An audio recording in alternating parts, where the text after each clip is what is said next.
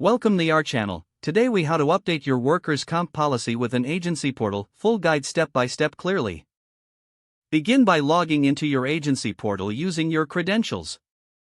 Navigate to the dashboard to access your policy management section. Locate the workers' compensation policy you need to update. Click on the policy to view its details. Look for an option that says Update Policy or Edit Policy. Select this option to proceed with the update. Review the existing information for accuracy. Make necessary changes to employee classifications or payroll estimates as required. If there are any new employees, add their details to the policy. Check if any exclusions need to be updated or removed. Ensure your coverage limits are still appropriate for your business needs. After making the changes, carefully review them for accuracy. Click on the Save or Submit button to finalize the updates. You will receive a confirmation message indicating your updates have been submitted. Take note of any confirmation number or reference for future tracking. Log out of the agency portal once your updates are complete. Consider following up with your insurance agent if you have any questions.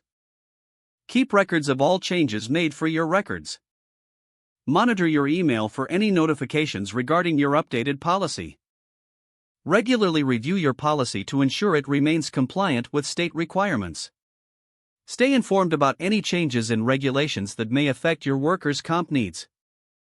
If the page does not load, refresh the browser or try again in a private or incognito window.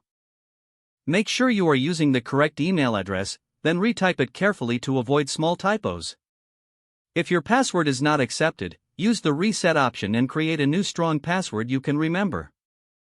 Check your spam folder for verification or security emails, then complete any requested confirmation steps. Enable two-factor authentication if available to improve account security and reduce unauthorized access risk. After signing in, review your profile details so your contact information and settings are accurate and current. If you see an error message, note it down and try again after restarting your device and internet connection.